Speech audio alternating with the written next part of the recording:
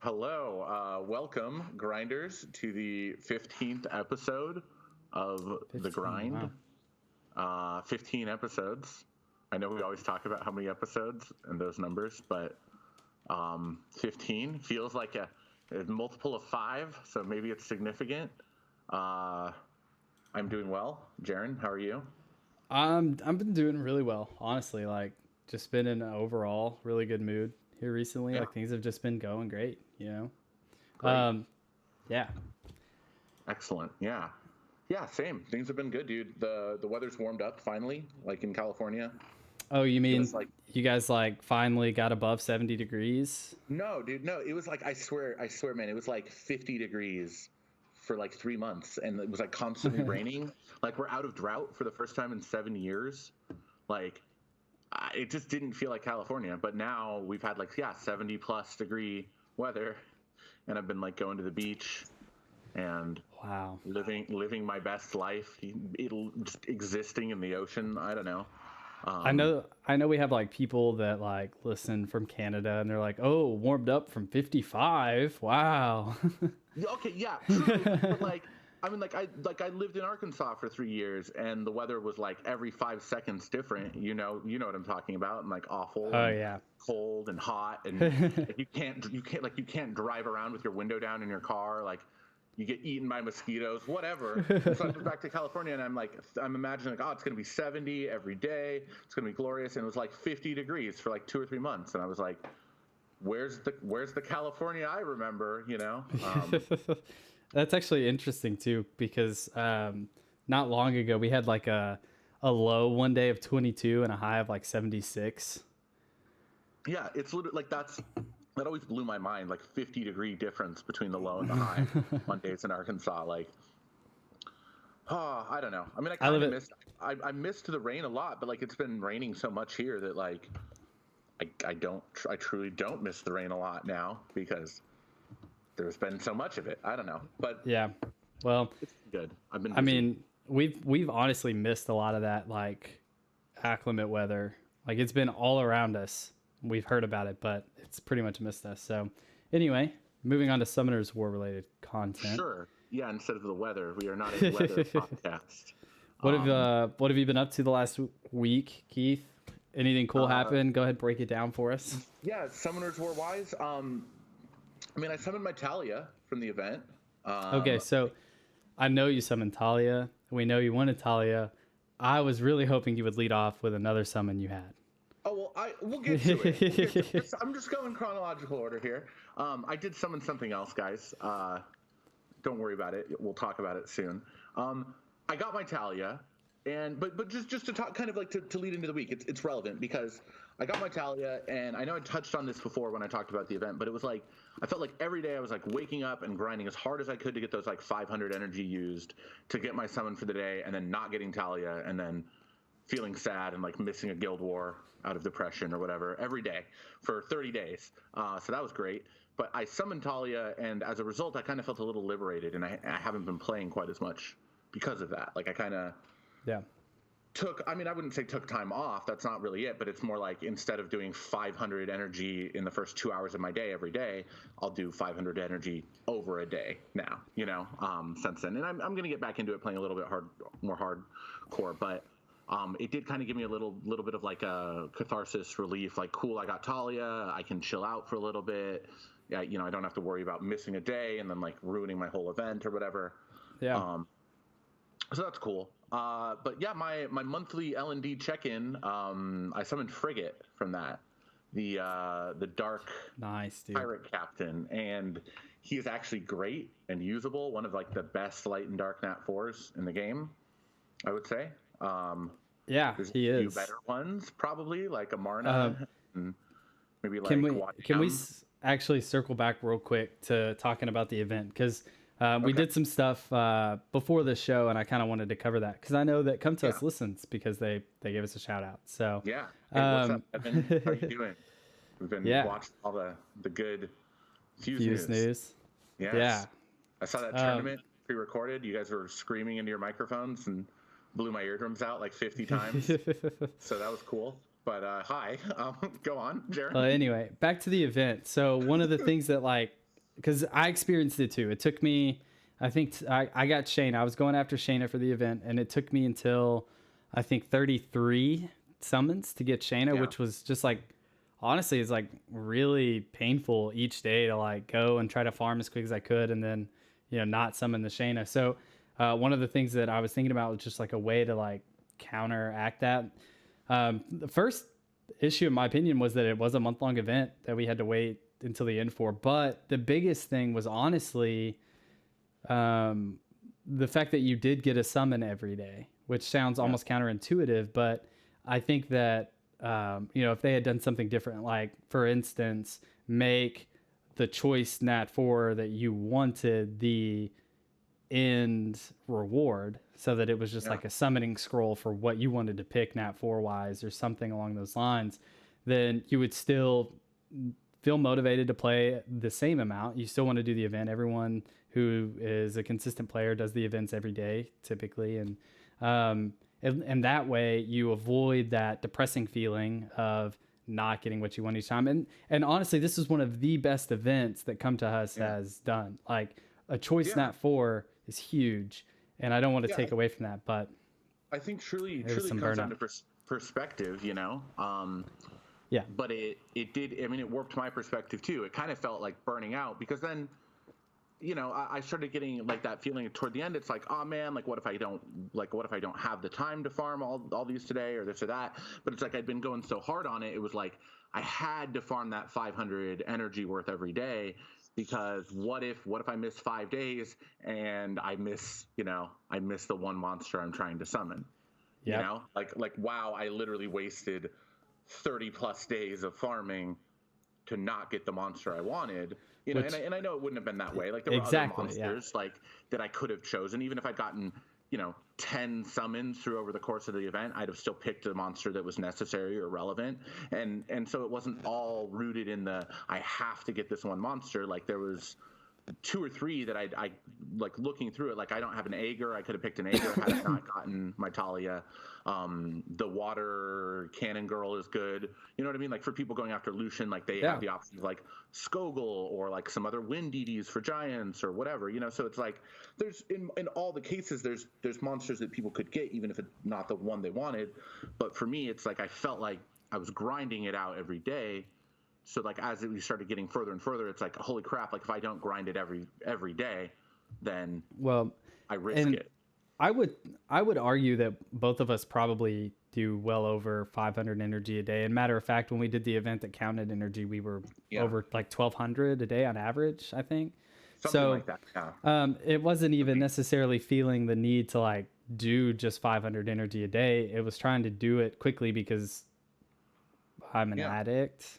And I wanted that rush. Am I getting her today? Or am I doing like, exactly. It did very much change my play style. And so I kind of had this like, I mean, maybe a little bit burnout, but more so just like relief when I didn't have to. Do you imagine the people who got their summon on like day 10, day 5, whatever, and then they just casually finished off the event, got that Devilmon, you know what I mean? Like, ages ago, like they probably don't feel what we're feeling right now, but I feel like most people had to do 30 plus to get what they wanted, which is insane. Like, well, and I wanted to look at the statistics of it, and I think that it would be like 1/37 plus 1/36 all the way up until the pick that you got it, and I was too lazy to plug that into Excel and figure it out, so whatever, I didn't do the math, but the odds of you pulling it that late are very low. So I think most people would pull it around the midway point, I think would be the average.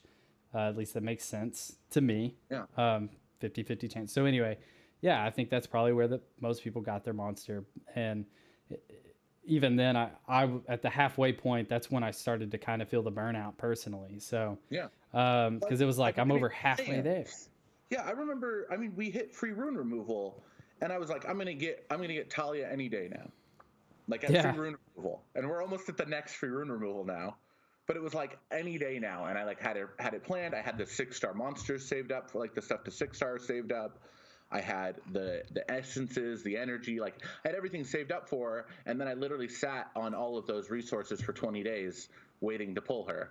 Yeah, I was Like, damn, like I it took remember a long time. you talked me out of saving a rune set for Shayna and like planning on having Shayna to run dragons because I was like, I'm gonna pull Shayna and I'm gonna run dragons Yeah, this month. which I guess I'm glad I did. Yeah, Talk that you out didn't of it. happen. That didn't happen, guys. It didn't happen for me that way. But anyway, I think we've hit on that. It's just an idea. Come to us if you Yeah. are still listening. Like maybe make it the end reward. Having the Devilmon was freaking sweet too because that was like the end reward for this, right? Devilmon, like the top one. Yeah, there was a double one at the end. Yeah, so that I mean that was super cool, but Yeah, just throwing out ideas. I finished deviling stuff, man. I finished deviling my Shihu. I finished deviling my Rakan. I'm like one devil away from finishing my Kumar now. So I'm trying to catch up with that. But that being said, I'm going to be defusing Belager and Katarina, and I'm going to be getting Elsharian in 10 more pieces. That's awesome. Well, So back to I've got Frigate a lot though. of work to do. You want to Yes, talk about Frigate now? So Frigate, I summoned Frigate. I know I said this already. He is rad. He is great. He's the best attack bar booster in the game. His S3 is a 50% attack bar boost, and it reduces all cooldowns by 1 turn. So he's like a Mav plus a Bernard, but better than both. I don't know. He's not better, but like he's great. I don't need to compare him to anything else. 50% attack bar boost is huge because I mean, Bernard is, it's not technically that much better or faster than Bernard, but it helps with your speed tuning so much more because the speed buff that Bernard gives is super relevant when factoring it in, but like speed buff factors in the overall speed of the unit. Whereas like a pure, so like a unit with 200 speed with Bernard's speed buff is actually getting a really good boost plus the speed buff tick. But Frigate is just a straight up 50% boost. So you can have a lot less speed on like your Lucians or on your whatever because that boost is so huge. And then also it just like gives him such a big boost. And like you pair Frigate with a Megan, there's a huge chance he actually moves twice before anyone on the enemy team moves. It's actually pretty insane. Like you get a 280, 290, 300 speed Frigate, and then you pair it with a Megan, he's getting a 70% attack bar boost before anyone moves on the other team, and then there's a huge chance that he gets to go in there and use his stun skill as well before people move. Yeah, so that's super it's actually, nice. Yeah, it's insane. I will say like he's gonna be freaking great for Water Rift if you ever decide to like build the water homunculus. Yeah. Stellar. I don't think I'm going to. I technically have a water homunculus. I'm just never going to skill it up because screw that. Honestly, Fair. It's too much. It's way too many resources to do. But he's still going to be great for rifts because he's kind of like an intense attack bar boosting, cooldown reducing Mav or whatever. I mean, he's not a Mav, but like the cooldown reduction is huge. Right, especially with paired cooldown. with if you pair it with like Bernard, I think so that Yeah. Bernard gets his his like speed boost off more often. Like I could see it working really well. Yeah, for water rifts, and we'll talk about rifts more on this episode. But I'm really excited. He has uses in everywhere. Uses in RTA, uses in Guild War, uses in arena offense. Like he just strictly is going to replace my Bernard in those places, and then like if I decide I want to start trying to do like arena cleaving teams or whatever, he opens up a lot of doors for me. So I'm really, really happy to have pulled him because he is rare and good, and that's awesome.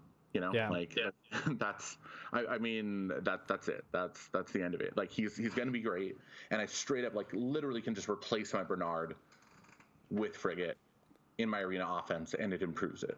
So that's exciting to me. Yeah, dude, that's so freaking cool, honestly. Yeah. Anything else from the week? I don't think so. I mean, I've been I told you a little bit about like my runes this month actually, but where like I took all the runes, like the rune sets from dragons, and I equipped them all so I could see actually how many like usable runes I've farmed. And I've only farmed 5 viable violent runes all month between farming and crafting, but that's better than nothing. A bunch of those were blue, but I got really lucky on blue runes. Like I'd get a rune where like they had crit rate, crit damage on it, like a blue rune, crit rate, crit damage on it, and then it would roll like all into crit rate or crit damage, whatever. And then I'd like +9 it and it would get attack percent, and then I'd +12 it and it would get speed or something like that, like multiple times, like that kind of, That's actually there's just like random, super good. At the end of the day, it's like a great rune that started out as blue, but it has every stat on it that you want, and then like close to like 20% crit rate or crit damage, and it's like, yeah, I'll take this. Like, give me these great blue runes, So that's been cool. But yeah, nothing else too dramatic for me. What about you, Jaren? Good luck, bad luck? Yeah, I had one nice little stroke of good luck. On Summoning Stones pulled Hwahi, which is a unit I was missing. Yeah. Excuse me. And I've actually been running some rifts, which we'll talk about that a little later. But I've been wanting Hwahi because I'm running the wind one, and I was getting I'm farming it because I was bored. So all you crazy enthusiasts about efficiency, I was running it at an A+. Okay. Yeah. I want you to know that. Boo. It was bad. Boo. Yeah, boo. Boo, so anyway, so yeah, it was like a 40% S rating with the team that I had, which was like a triple healer comp.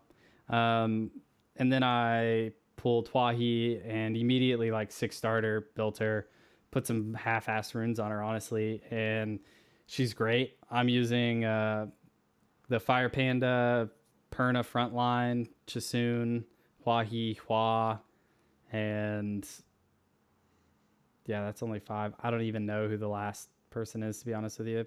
Colleen. There we using go. Colleen. So I'm using two dedicated healers and 3 half healers, if you count Hwahi as a half healer. Maybe she's a dedicated healer. I don't know. Lots of heals. Yeah, I think she's a dedicated healer. Okay, so 3 dedicated healers, and then Xiang Fei heal over time, and Perna obviously is a healer too. So yeah, and I've been getting it's probably at 80% consistent now, so it's still not perfect. Fire Panda's on full fight set, which feels really good. I think he has my only fight rune. Actually, Hwahi actually has fight runes on her, which I know she doesn't get that bonus from them, but the rest of the team does, so it's cool. Yeah. But yeah, it feels really good. I tried to put some on Chasun. My Chasun is a 200 speed on Violent right now, which is decent. Decent resist too for built her for R5. And I looked to pull the non-violent runes off to replace with fight.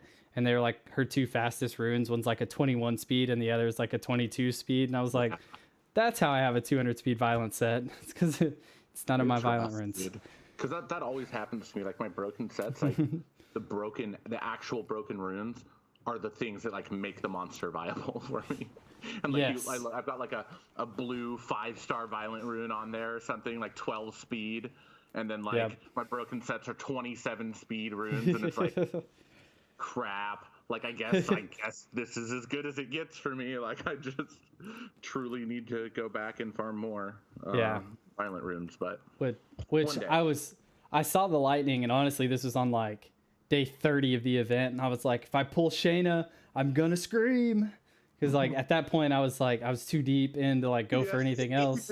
You didn't want Shayna, dude. Yeah, imagine if you just got her on a mystical or something, Yeah, I mean, I guess I could have just taken Hwahi from the event if that had happened, but at the same time I was if I've gone 30 days and then pull Shayna from Stones, I could have gotten Sabrina from this instead, and I would have loved to have Hwahi, and I wanted Hwahi, so it was totally cool. But yeah, I was in the moment. I was like, lightning, this better not be Shayna. That's great, man. That is funny. Yeah, so that was cool. I had a half decent reap too. It didn't have speed on it, but it was a violent slot 1 that rolled 20 crit rate and 11 crit damage or something. And I'll take it. That's a winner, dude, for sure. Yeah. So yeah, I'm trying to think. I haven't had honestly, any good reacts lately. well, I say I haven't. I got a quad roll actually off a reap the other day. Really? Flat HP slot 1. Ooh. I mean, hey, that still counts as a quad roll, right? What kind of? It does. It was 1200 something HP, but none of the other things had rolls in it. So I was like, this must be flat HP quad roll, right? That feels good. It did. I've already re-apped it since then. Yeah, probably not worth so it yeah. to hold on to the flat HP quad roll. I've still never gotten a quad roll yet, but that's it. Well, Someone in our Discord was complaining about having never gotten like a triple roll, and then they like linked a rune and it was a triple roll, and I'm like, I guess you don't know what triple rolls are, dude. Like, 'cause Yep. that right there is, that's like a 19 speed rune. That's clearly a triple roll. Like, Yep, that'll do it. yeah. But I'm trying to think. there's a lot of perception that goes into feeling good or bad about like your farming and your runes and your monsters and everything. I don't know. Yeah. Well, yeah, you're right. I guess some more highlights. I did like clear a bunch of the rifts this last week. I get S clears, light rift, got it on that one.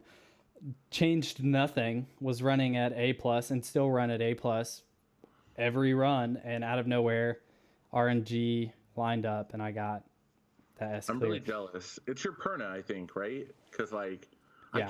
I cannot. It's the only. I'm like, I just need to get an S on that, and I'll get the L&D scroll from the challenges. Yep. And nope. My team that I'm running with is like Perna, Chisoon frontline, Hua, Water KFG, Maruna, Talia. Okay. Maruna Talia. Yeah. Interesting. I guess Maroon is your only boomerang that's good, right? I mean, I have Zenobia, but yeah, so your only boomerang basically that's good is Maruna. Yeah, pretty much. I stand by my statement. Okay. Yeah, so honestly, like I just don't have the other damage dealers built to like out damage what they're doing. Yeah. And she's built for damage. Sorry. Okay. I did it. It feels bad, but it works. So yeah, that was my team. It works. Obviously Perna lead. No fight sets in there, I don't think. So okay. I don't know. I mean, anyway, it's Perna. Perna's broken. I hate you. Perna's like 3 fight sets, 4 fight sets. I trade my whole account for an account with Perna. I don't know. Maybe I wouldn't, but I'll trade you right now. If I could keep my runes and just trade every monster in my box for a Perna, I would do it. I don't think you would. You would trade Ganny for Perna. I mean, yeah. Okay, I wouldn't. Okay, truly I wouldn't. But like, I would consider it strongly. You'd have to think about it. You'd sleep on it at least. Yeah, I would definitely have to sleep on it and be like, do I care about anything but Perna? Like Perna is just. It's just one of those decisions that like would get you like caught up in your feels basically like afterwards like. I mean, I think if I did it, I wouldn't regret it. Truly. Yeah. But I don't think I would do it. Honestly, yeah. Honestly, I'm still like shocked I have a Perna. Yeah. I mean, like you're going to keep being shocked as Perna keeps getting more and more amazing over time. Like, I mean, I don't know. I like Perna a ton. Their whole kit. But this is not a Perna spotlight. We want to talk about, we're talking about violent runes today because we're moving on to the main sets of dragons. Which is violent runes. Do we want to talk about runes first, or do we want to talk about rifts since we've just been talking about rifts already? We're going to talk about rifts too today. Spoiler alert, guys. Spoiler, yeah. I mean, we can go into rifts. So yeah, we actually had this request in our Discord channel, and they were like, "Hey, you guys should like talk about like different rift teams and make viable comps." And I just pulled a window up in front of you, Keith, and I'm so sorry. I thought I'd moved it already, but I was actually gonna read it. It says raid teams. That was one. Sure, but okay, so this is actually not raid. Yeah. This is rifts. Just kidding. I found it. Talk about raid teams, and then you read it wrong, and now we're talking about rifts instead. No. This one was from March 12th. They asked us to talk about what frontline stats and which mons to use to get the elusive S in rifts. So I don't know any of that. So. Yeah, but we can still talk about rifts. So HSH Dud SSB, that's the username. Shout out to you. We're going to talk about it. We're going to talk about rifts, and we're going to talk about how to not get S in Rift Piece, because that's the only experience we really have. True. Yeah. So we're going to answer half your questions. question. Mav is really good. Mav is good. My experience in Yeah. rifts, like you can throw Mav into a team, like in okay, so like we'll just talk a little bit basics, like the very basic stuff, right? So like water rift is very dependent on your speed. You want attack bar boosters, units like Chassoon and Bernard, and even like Bella can be useful in water rift. Yeah, And the and whole point even speed-based nukers too. Sorry. exactly, yeah, because the whole point is like there's a move, like the signature move in water rift freezes your whole team, and then as your attack bar refills, the freeze goes away. And what that does is basically it reduces your max HP. It's kind of like it like destroys your HP while it's frozen. So you know it's not good because if you're only 50% of your health exists and then the unit heals, it's only going to heal the percentage based of your 50% HP and not your full HP. Right. So just to clarify, the move that he's talking about freezes the unit HP. Yes. So not that you do get freezed from another move, like it's not like a CC move, but we're talking about the HP. And yeah, like he said, the way to get rid of it is attack bar boosting and speed-based units. So speed buff is huge. And then you're working monsters that have full health as opposed to half their health at all times. Yeah. And that, you know, I mean, it can be, and beyond that, obviously, elemental advantage is huge. You want wind nukers, you want water nukers, you know, twins are very strong in all of them. You know, I can't give you like a surefire team, but a lot of people have like Chassoon Bernard on their front line, or you know, like Bernard and something else. But like attack bar boosters on that front line, tanky attack bar boosters, and then just full DPS in the back line, like water, like a pair of water twins. You know, some people will throw a Lucian in there. He doesn't need to be. Wind nukers, kind of whatever. A Mav is super good, honestly, because it you know improves cooldowns. A Mav can be in the front line. He gives a speed boost, whatever. But obviously we're not experts. We don't have the perfect team. This is our limited experience. So I think off element.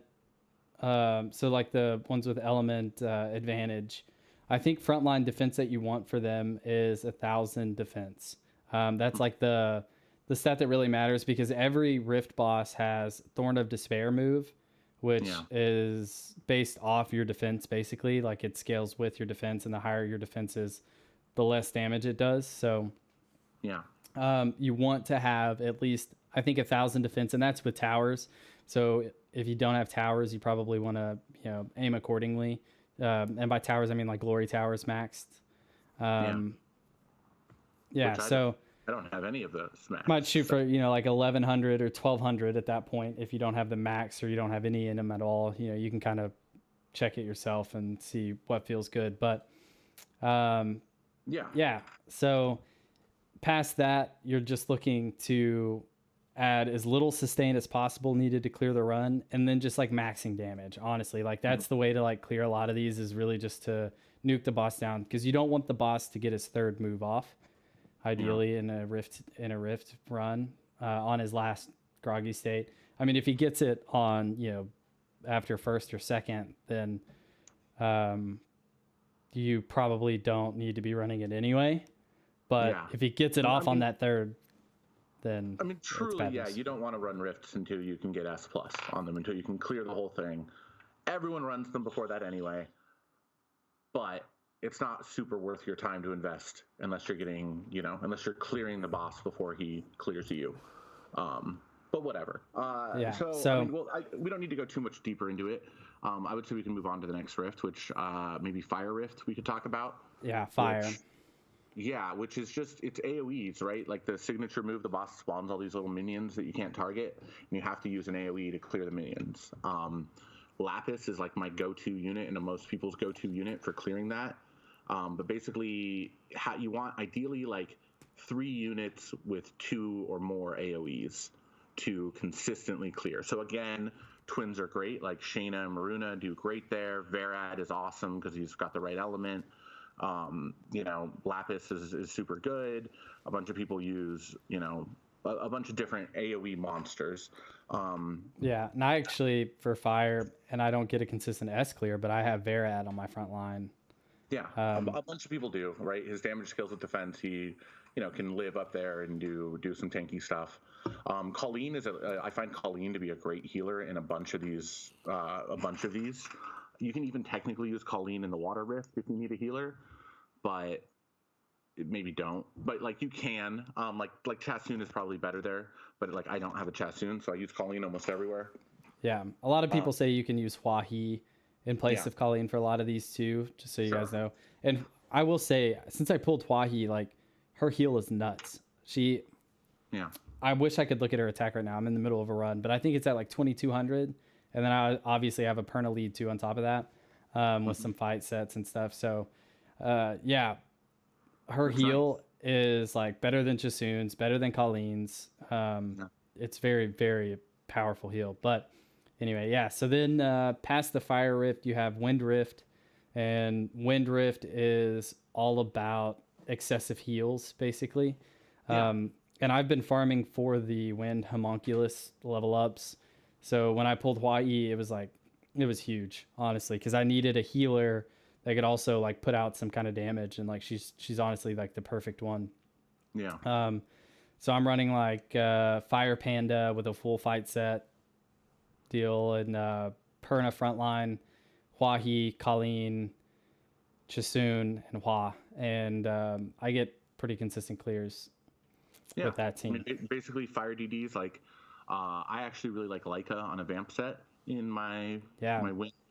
Whatever, any like vamp monster is great because basically the special effect in Wind Rift is sorry, yeah, this like lightning bullshit. You get lightning infected, and then like every time you move, the lightning deals damage to you. You take more damage when you have the lightning on you. But when you get healed to full health, the lightning goes away and actually nukes the boss for a good portion of damage.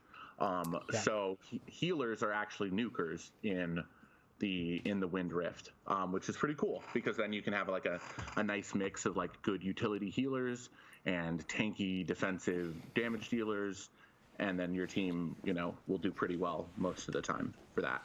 yeah. And one of the one unit that I want to mention is like a really good nuker too is Trevor. If you guys have Trevor built, um, Yeah, especially with like a good bruiser vamp set, he can even frontline with 8 to 900 defense being fire. He can live pretty easy, and because he's frontline, he's going to do more damage. Because for those of you that don't know, Trevor does more damage, and his defense goes up the lower his HP is. So yeah, you can find a good fine line too, where he can really nuke the boss hard and then heal himself all the way up just from yeah. one nuke. So That's awesome.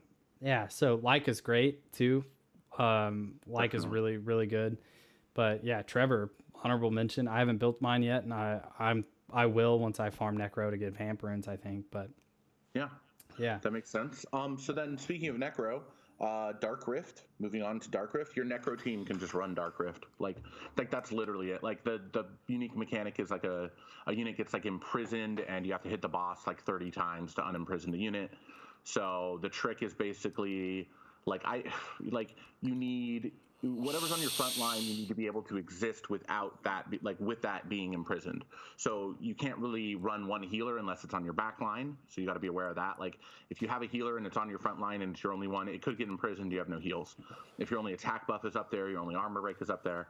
I guess that doesn't matter. Armor break doesn't matter. But yeah, the attack buff thing, you just have to be mindful of it. But literally, like twins are perfect for it. Just multi-hitters. You just nuke it down. You can usually do with like one healer in the back line or two healers in the front line. Doesn't matter. It depends on what you have that's tanky enough to exist.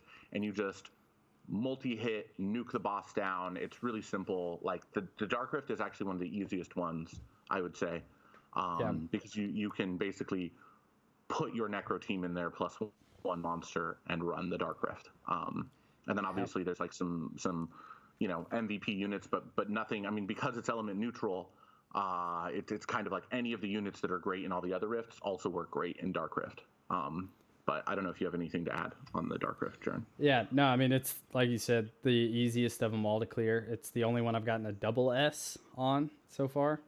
Yeah. And I can clear it pretty consistently too, which feels nice. Not as consistent as Fire yet, but I also haven't really tried it with Huahi, so we'll see how that works out. And Hawkeye's great because of the multi-hit. So Yeah, she's got the like 6 6 or 7, skill. right? Yeah. Yeah, it's insane. Fucking fans all over the place. And then Light Rift, I don't know. I mean, I know that. Okay, I know the unique mechanic is a shield that basically multi hits are not good against. You need like single target strong nukes to break through the shield. Once you're through the shield, it doesn't matter. But I suck and cannot clear it. So I don't know. I think you have to have Perna to clear Light Rift. Pretty sure. Yeah. Requirement. And I can't do it. So maybe Jaren's cleared it once. One time. Something happened. So you're better than me there, but I've cleared Water Rift. So. Yeah. I mean, I don't know. Some MVP units to talk about. Leica, again, is great. Really, any of the Dragon Knights in that one are really great. Because like Chow can actually frontline. Leica can frontline. They're built right, and they do hit really hard. Another one, the Dark Samurai, does huge damage. It has to be built a little tankier, even on backline, because it's got disadvantage and advantage. But because it has 50% damage added to its skills anyway, like Siege, I don't know how to say it. However you say it, though. He is one of the best nukers in the game already. Does massive damage. And you add 50% on top of that, and he can really hit hard. I haven't built mine for it yet. I will eventually. I've just got some other stuff to knock out first. But yeah. I also I use my Hua. I use Perna. Hua is great for it. I've built mine on Fatal attack for damage attack, and she's like 160 speed, I think. So Interesting. Yeah, she'll hit like with a defense break in groggy state, she's hitting for like 55k in the Light Beast. Like she hits really freaking hard. So I feel like, I mean, that's the insanity about twins, right? Like when my twins attack, it's like usually over 100k per auto attack for my twins. And yeah, something about that shield that takes the multi-hit damage and just does it different. I don't know how the actual mechanic calculates the damage that comes into the shield, but I've noticed like when Hua hits, like her first hit will take more of the shield away, and sometimes she'll have that secondary hit that follows, and like the first hit takes more shield than the second hit always. Well, yeah, because that's the thing. It reduces the damage on multi hits. I should just read it. I don't. Yeah. Maybe if I read the skills of the boss, I'd be able to clear the Light Rift, but I'm never going to do that. So.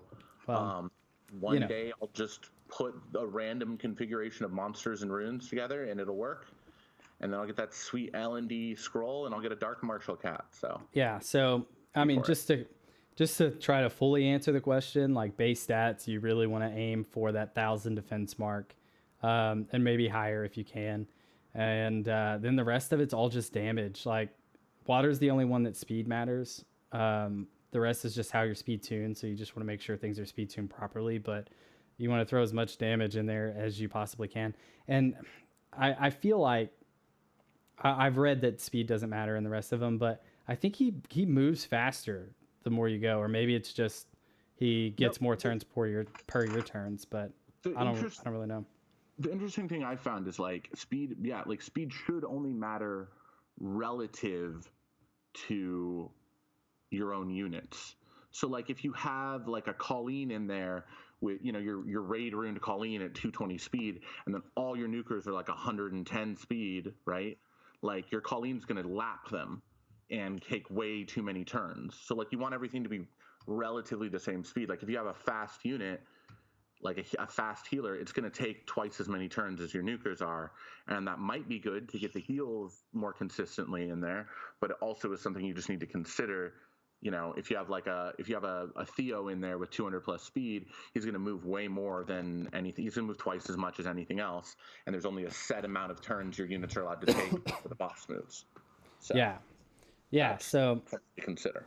Yeah, like you said, it's there is some speed tuning involved in it. A little bit. Yeah, and so you just aim for those base stats, and then you want to pack in as much damage as you can, and then you gotta have still the crucial debuffs and buffs. So you need attack break, or sorry, no, you need attack buff and defense break are really the only relevant ones.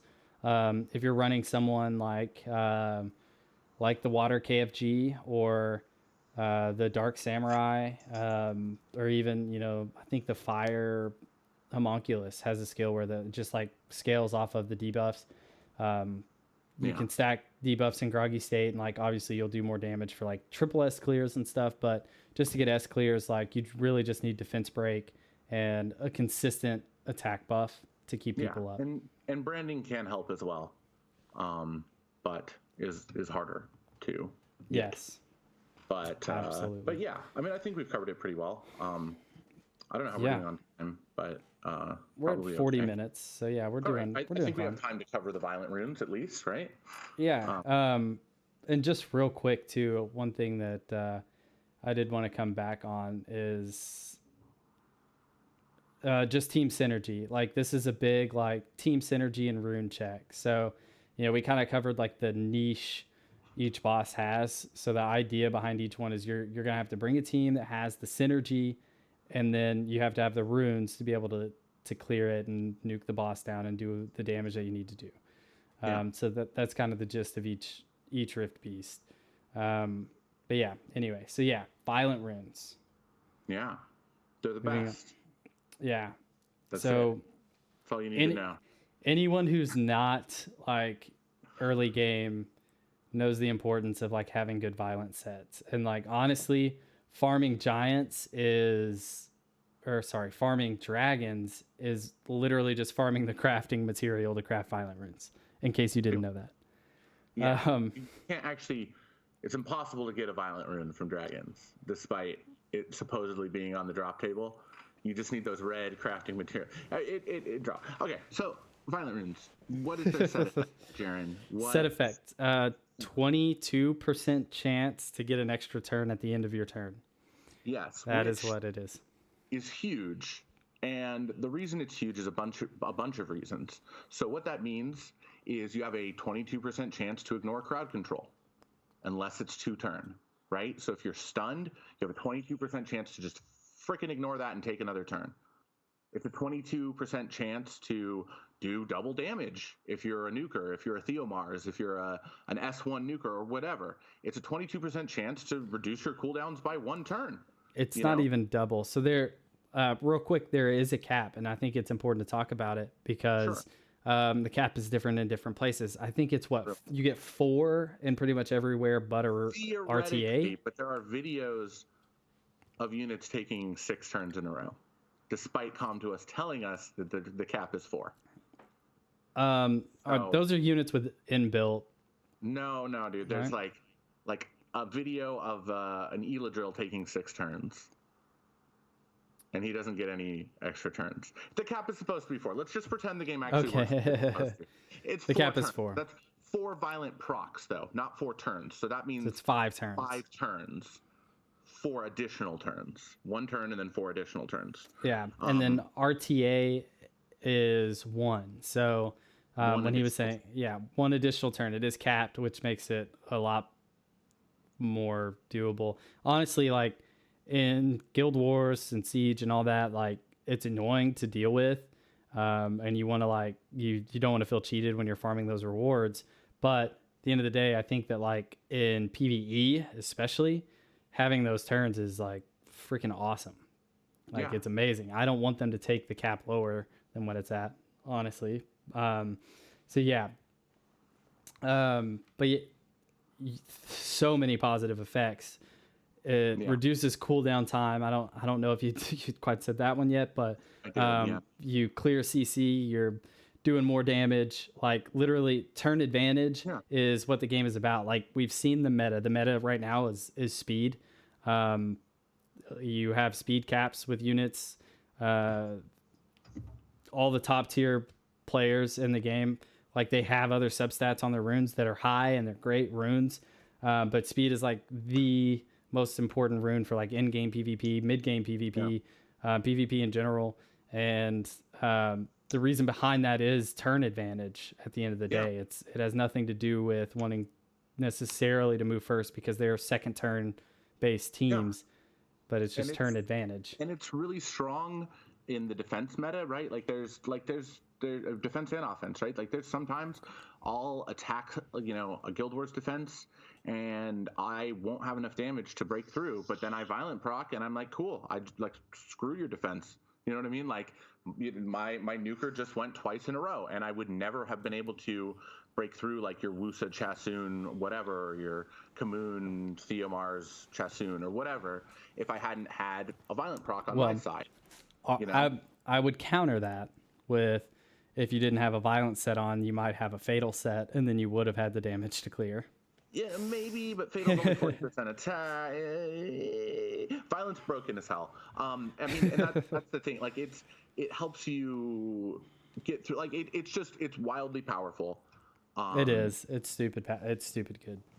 Yeah, and it also, I've found, kind of adds to consistency. So like the first violent set I ever got, I put on my Bella, right, who was like my healer, and that helped cycle the cooldowns and let my Bella do stuff. And like if Bella derped and missed the strip, then they'd get the turn back faster, and it adds consistency, right? Like if you have a farmer that has 2 AoE skills, and they derp on the first turn and then they violent proc, they might go straight into their AoE skill, Yep. The idea is basically the more turns you take, the more chances your units, when they're autoing, have to do the right thing, the more chance they have to have the right skills up, all of that stuff. I mean, it's incredibly cool in all facets of the game. One thing that I want to talk about, because we normally talk about units specifically who are great on violent, I would rather actually talk about units that are not so great on violent instead. Yeah. Because Every literally every except unit a few pretty much are great on violent. The first one that comes to mind for me is Bulwark. You really want him turn cycling and getting as many turns as he can with people taking turns in between so that he can get some buff count, some knowledge stacks. Yeah. Same with Amelia, I would say. Same concept. Yeah, I think Amelia too, which I have both of those, by the way. I mean, short list, right? Attack bar boosters, something that you need to move first to enable your team. Anything that needs to move first, Swift is better than Violent on. A lot of times, things that are strippers will want Despair. There's a debate that like Violent can be good on things that even like have a little bit of counterplay to themselves for being on Violent. Like most people put their Jean on Violent, even though it allows her to proc out of her own immunity. Like she'll throw immunity on herself and then take an additional turn. You mean invincibility? Yeah, whatever. Invincibility. Yes, true. But yeah, I mean, it's things that if you want to move first, then Violent is not usually the best set. If you have some kind of like attack bar gaining mechanic or skill, then Violent doesn't need to be the best, on you. If you're already turn cycling, then you might like waste some attack bar that you gained while doing whatever, any kind of mechanic like that. Yeah. Can I talk about that real quick? So this is one thing that I actually didn't know until very recently. And it wasn't that I didn't know, I'd never really paid attention to it. So Chassoon, I have Chassoon built on Violent, and I oftentimes would like Falling Blossom into something with a full attack bar just to get her Amuse up quicker. So yeah, I would Falling Blossom and then Violent, and I never just paid attention to what her attack bar did after that. But yeah, you lose that attack bar, by the way. So if you Violent after you gain attack bar, your attack bar resets. Exactly. Yeah. Like classics are like anything that steals attack bar, right? Like an Aegir or even like a Shihu. Like Shihu is actually great on Violent. Felleria. Felleria steals attack bar. Yeah, anything like that, because you take a turn, you steal some attack bar, and then you Violent, and you've lost that attack bar. And it's usually not that big of a deal because you've already got that turn. That's what the attack bar was aiming to do anyway. But right. Occasionally, it can like reduce the power of your Violent proc if that's the case. But basically, every unit in the game can be great on Violent. Yeah, agreed. You're probably never going to see like a Bernard on Violent. But you see Violent Wusas, you see Violent Rakans, you see, things that are just like that might be better on Vamp or might be better on Despair, and they're on Violent anyway because screw you, I'm going to take 100 turns and skip CC and reduce all my cooldowns and nuke you twice in one turn or more in Guild Wars. I mean, that's the insanity, right? Is like when a Theomar's armor breaks you and you go to half health and then he takes another turn. And you go to like one sliver of health, and then he takes another turn and finishes you. Yeah, I mean, or he kills you anyway because his S1 deals more than his S2. But it's like, oh, cool, I'm tanky enough to live, and then they violent proc and you die. Or like, cool, they don't have any multi hitters. My Garo is going to go all the way, and then their partner takes 2 turns in a row. You know, it's like, you know, and heals their whole team 20% and nukes your Garo to death. It's violent procs are insane. Yeah. Violent runes are great because of that. They add a bunch of great stuff. They don't need to be, there's like, you know, there's things in raid that you don't need all your units on violent in raid. More turns means the boss cycles more. You can do fine in giants without any violent sets. You can clear your dragons the first time without violent sets. But eventually a lot of your nukers, all like twins are perfect on violent. RTA monsters are perfect on violent. Toa monsters are great on violent with a little bit of despair sets thrown in there. Violent, it's hard to go wrong with a violent set. They're the most important set in the game. It's not the only thing. You can't just put any shit violent set on a unit and it's great. But good violent runes are the best runes. People save reaps for violent runes. I mean, they're very important and big. And that's you actually touched on a couple things there that I would love to actually even elaborate on. Sure. So people, twins and violent runes. One of the big things that twins are kind of known for is that you can actually put your slower, nukier violent runes on your twins that don't necessarily have a place on like high level PvP units because they're too slow. They work great. They work really great on you like the twins. So that's one thing to keep in mind. And then on top of that, you mentioned the reaps. So reaps are like super. What's the word I'm looking for? Rare, I guess. They're they're not seeded Very in the game a lot. Yeah. Very valuable. Yeah. Don't get a lot of them. And you also don't get a lot of 6-star violent legendary runes, but literally you keep all 6-star violent legendary runes no matter what, and you re-up them if they're not good. And so that's why a lot of people will save their re-ups for violent runes only. I didn't do it at first. I'm doing it now. But yeah, violent's literally so good that having good violent runes or having bad violent runes is wasteful when re-ups exist in game.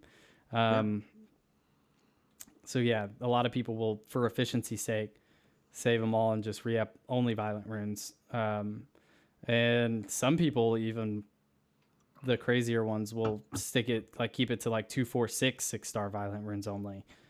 But I'm not that patient. I'm not there yet either, but I agree with all of that. So where do you get violent runes? Only place you can get them is dragons, or crafting, or an event, or a rune pack. But dragons is the place you get violent runes. If you're a new player or an early game player, you don't need to worry about violent runes yet. But if you are beyond early game, right? If you are, once you're done with you've cleared Toa 70 for the first time, you're running Giants 10, and once Dragon starts to become a thing, maybe when you have a set of twins, maybe whatever, violent runes are going to start becoming more and more important, and they will never become less important over time. There's never super late game where you don't care about you're only going to care more and more about them over time. You don't need to break your back to get to get out of Giants and into Dragons to get violent runes when you're early game. It's fine. Giants is wonderful for progress. Stick to Giants, stick to all those rune sets we've already talked about.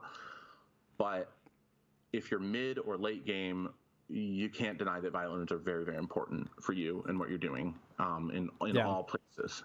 Will runes are arguably one of the most important rune sets as well, because you can't do high level RTA. There's a lot of guild wars. There's a lot of there's a bunch of PvP that requires will runes, but PvP or PvE rather. Yeah, PvE you can skate by without the will runes, exactly. And they help so much. But you need the violent runes everywhere. Basically, is the point. So they're wonderful. You get them from dragons. they're good in all configurations. There's tanky violent monsters. There's, you want everything to be fast, but there's especially fast violent monsters. There's, HP violent monsters. Nuker violent monsters. It's like, if it's a violent rune and it has anything okay on it, it's usually going to find a home and a place. Yeah, because they're great. So that's that. I guess we've covered the main sets in Dragon. Yeah, absolutely. Which is violent runes.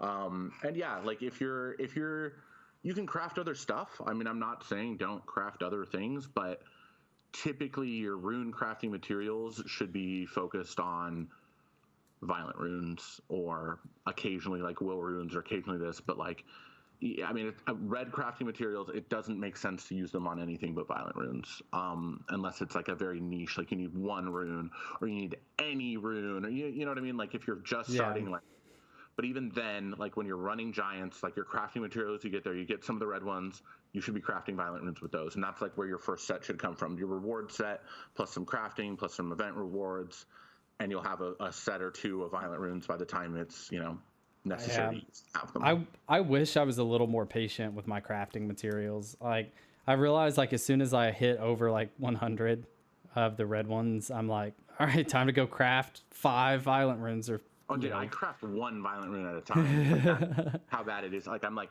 oh, I got red crafting materials, and I just exit out of my farming session and I craft a freaking crappy violent rune, and I'm like, all right, and then I go back and I farm. Like sometimes I'll farm, for an hour or two without taking a break, but I normally every time, like every refill, craft, check the shop, do a couple whatevers, and then go back. Do you remember when you crafted that 6-star HP slot 4 violent rune for me? Shoot. I wish I crafted it for myself still. Rolled 21 speed. Incredible craft. Yeah. It's still like my best slot 4 violent rune. So yeah, I mean it wasn't like that's what people live for. That's what people farm for, is legendary 6-star violent runes. But yeah, all right. I think we should probably wind up the cast for the day. Yeah, I think we're good. I think we've covered a lot of good stuff. There's going to be more, materials, content, etc. Join our Discord. We say it every time. All of you in Discord, you're awesome. You know who you are. Thank you. That's everything. I appreciate all of you, and we're going to keep making great content for you. Yeah.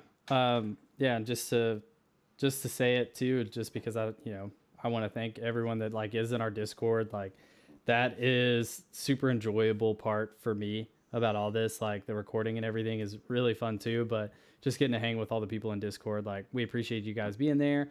And the community is honestly so freaking awesome between the guys there. Like we haven't had any issues so far, and it's been great. So yeah, join our Discord. It's really cool. You'll get a lot of good help if you need anything or have any questions. And yeah, we'll see you guys next week.